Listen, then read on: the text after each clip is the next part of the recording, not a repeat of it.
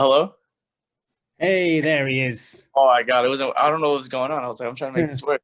We were looking for an Albanian bear and we found one. How you doing? I'm doing good, thank God. How about you guys? Good stuff, mate. Good stuff. Good to have you on the line. It's your second time in the exact same bubble, just over a month apart. Exactly. Yeah. I told Eddie I want to be active. It was a fast fight last time. Hopefully make it again, and hopefully have the same outcome. Good stuff. Well, thanks for joining us, pal. We're going to hand over straight away for questions. So, Ames first again, please. Ames here for Boxing News TV. Reshat, could you just do me a quick favor and turn your mic this way for me, please? Your camera, sorry. How about this? Is this okay? If you can turn it from like sideways, if possible. How's this? I did. It hasn't switched. No, Maybe just turn it. Yeah, that's fine. No worries. No problem. how about now? Yeah, that's perfect. Brilliant. Thank you, Resha. Ames here for Boxing News TV. Good to speak to you again. It doesn't seem like too long ago that we were speaking to you before your fight against Marcos Mahika. So you're back in action again. Did you expect to be out this early after the last one? No, I don't think so. I think it was a fast performance. I'm pretty sure everybody, Eddie and all them liked the way I performed. I didn't take any shots that were, super bad. I got hit with some shots that I wasn't happy with. But overall, it was a good fight. The fight ended soon, faster than anybody else did. So I can brag about that a little bit. But yeah, I'm ready to go. I'm doing my thing. This guy that I'm fighting is okay. He's tough. He's beat a lot of undefeated fighters. So I'm ready to do it. I suppose this kind of shows the faith that Eddie Hearn and DAZN have to bring you back on once again to help close out the year. Yeah, well, it was supposed to be a 6-fight the rest of the year. Since March, we had a thing that we want to do 6 fights for the rest of the year, but COVID hit and it kind of messed up everything. But I'm grateful to have at least 2, and we'll see what's going on. So Dennis Okoth in a 6-rounder. Is this just a case of you kind of gaining more experience then? Yeah. To be honest with you, we had a bunch of guys that came out and was like, yo, you want to fight this guy? You want to fight this guy? You want to fight this guy? He was a guy that was like last minute type of thing. I only had 2 weeks notice for this fight. Right. So we trained what we had to train. I was still in shape, so I was still doing my thing. But we had some guys we had offered. We took them. They said, oh, he doesn't have a visa. It wasn't working out. He took another fight. He didn't want to fight. All right, he's out. To this guy, he didn't want to fight. All right, so this guy was like, okay, I'll do it. I don't see why not. And yeah, it worked out. Last time out, I watched an interview with you where you said you felt your opponents have now been like watching tapes of you, and you're starting to find it maybe a little more challenging because people are seeing more of you now, and you've had to maybe switch it up more. Do you think that's going to play a factor in the fight at the weekend? You've seen the way this guy fought. The last guy that I fought, you saw that he was able to close up, and he was waiting for a lot of the body shots and a lot of the shots that I was throwing. He was a little awkward. But like I said, nobody fights the way that I fight. It's a little bit different when you watch the guy and then when you experience the guy in the fight. And I'm able to adapt in certain situations. So if I feel like one thing's working and one thing's not working, I can change it like that. And credits to my coaches Sosa and my father, and I just listen to them, and it's been working so far. I'm a big fan of the lavish boxing outfits. You had a Superman inspired one last time. What you got planned this time? I'll give you guys a little bit of hint, a little bit, nothing crazy. It's another superhero. It's not Superman. That's all I'm gonna say. So you mentioned about having 6 fights that were planned obviously this year. Like, when you look back on this year, what with the way that the world's been affected, you've been out as well, obviously, have you been able to achieve the goals or what you set out for yourself this year despite all those problems? Yeah, I mean, like I said, I was out a year before, exactly the same time. March, April, I was out. I had a shoulder injury. I was out. It taught me, it came up and downs. It brought me back. I wasn't in shape when I got back in shape. So I came back and it was a little bit of a roller coaster. It was going up and down. This was kind of had the same opportunity, same position, but I kept my mind right, and I said, listen, time to cut this weight, time to do this thing right. And it kind of woke me up. Like I said, I'm just ready to go. I'm ready to fight, and I'm looking to be the guy that's like, all right, this is the guy that I want everybody watching. This is the prospect that everybody's wanting to watch. It doesn't matter if it's Matchroom, we're talking about top rank, PBC, it doesn't matter. I want them to say, listen, this guy, Albanian Bear, he's something different. Taking your mind away for a moment from yourself, in what's been received as a strange result, fellow fighter who just recently signed to Matchroom, Albanian Florin Mark, who got a draw over the weekend. Have you seen that fight? What was your reaction? Yeah, I watched it. Listen, he's a very, very, very good friend of mine. Very, very nice guy. That decision was horrible. I don't know how they had it a draw. I don't know. I don't know how you guys are saying it. I don't know how you guys are thinking about it. I didn't see the draw at all. I thought he won, majority of the rounds, if not all of the rounds. And plus that knockdown, it doesn't add up. Final one from me. Big division you're in, just seen Spence come back. I want to know what you want for yourself next year. Yeah, I'm going on what pieces my manager and Eddie want to do. I'm down to fight anybody. It doesn't bother me. None of these guys scare me. I'm the type of guy they have 2 arms, 2 legs. I have 2 arms, 2 legs. That's how it's supposed to go. There's no reason for me to intimidate them. I know my skill. I know how I am. But I want them all. I want them all, and I'm going to take them out one by one. All the best, Reshat. Thank you for your time. Thank you. I appreciate it. Thank you. Thank you, Ames. And Cornerman next. Hey, what's up, Marty? How you doing, champ? What's up, brother? How you feeling? I'm great, man. Good to see you back, man. So, I mean, you mentioned the injury, champ. How's that feeling, now that you've been back, in activity and stuff like that? It's good. Like I said, it's better than how it was before. They had me in a card, and I just couldn't move my shoulder no more. I couldn't even lift it up, and I was just trying to deal with it. And thank God it went well.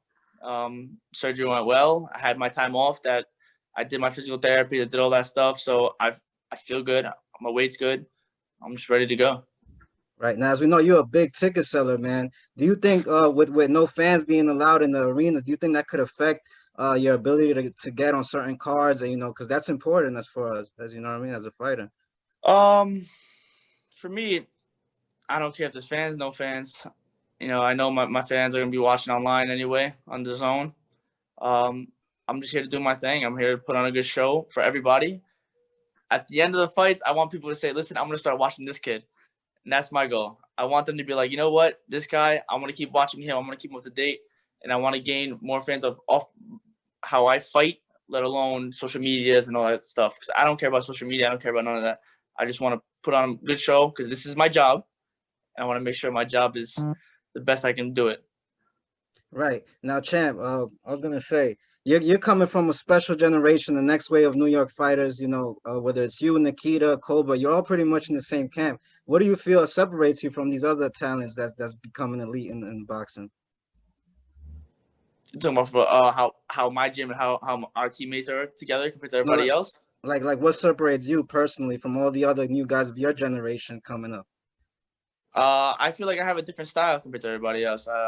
Usually my teammate Christopher Colbert looked amazing the last fight. We're just different people when it comes out to the gym. We all fight completely different. And so far it's been working for all of us, and we're doing all good. But like I said, in the 47 division, I want to claim my prize, and I want to become the guy that's like, listen, this is the guy that everybody has to be careful of. If it's either 147 or I go down to 140. But like I said, we've been doing good.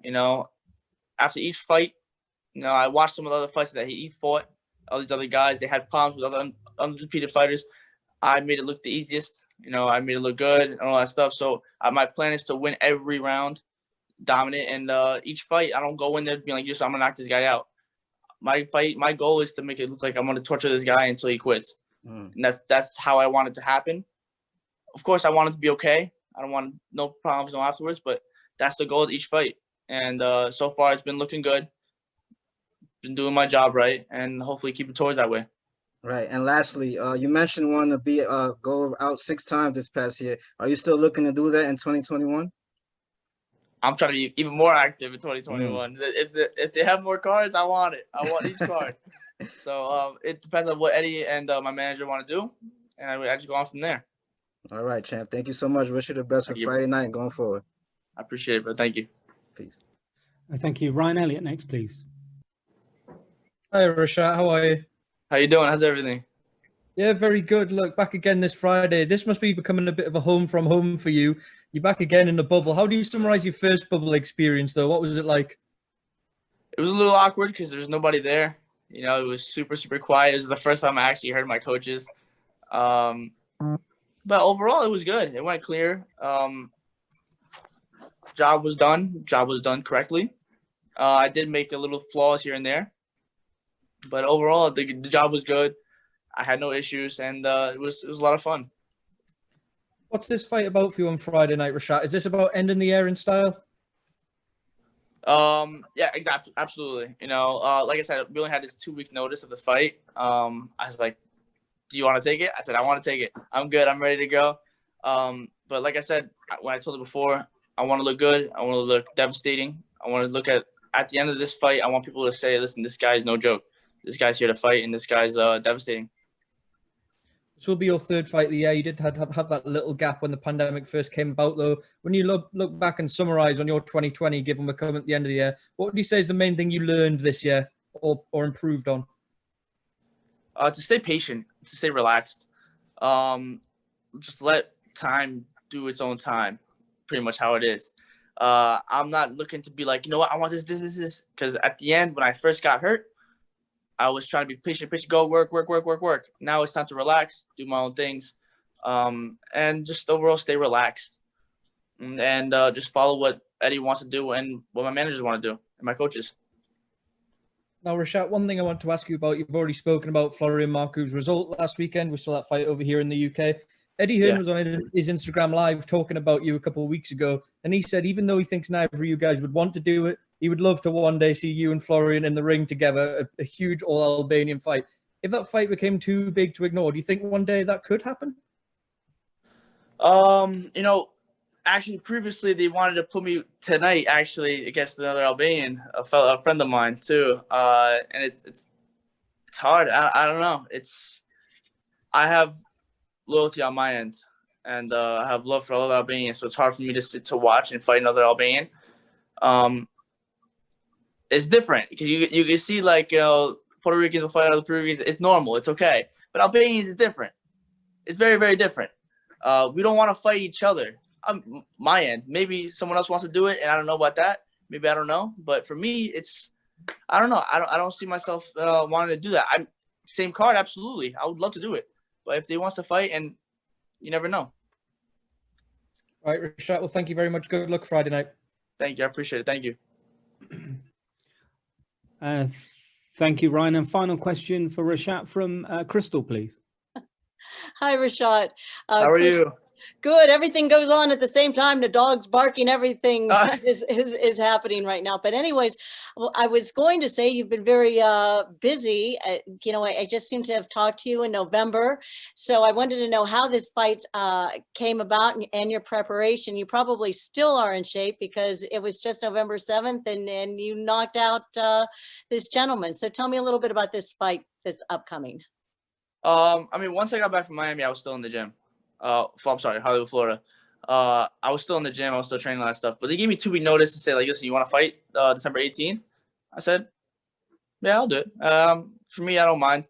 The problem was the finding the opponents was a little bit of an issue part because a lot of people were backing out or some of them couldn't make the weight in time. Meanwhile, I was good. I was ready. I didn't want to go up too high, but I was good. I was ready to do it. I just wanted to fight, and I just wanted just to be like, listen, this guy's active, and we love to see him fight. So I want to give my fans a good show. And how do you feel being on a Gennady Golovkin, card? He is just one of the greats in elite athletes, and here you are on his card. Did you think that this moment would come about? You know, I'm a big fan of Triple G, but I've been on good cards. I've been on a lot of good cards. So for me, the main card is my eyes. I'm the main card. I want to see the show. I want to be the person that's like, you know what? I want to watch this guy only. When I fought in New York, a lot of times they came to watch me fight and then they took off. So Eddie was like, please let him stay a little bit. But you know, at the end of the day, I want to be the guy that's like, listen, we want to watch this guy and this guy only. This is the main guy we want to watch. Kind of steal the show, but that's just how I am.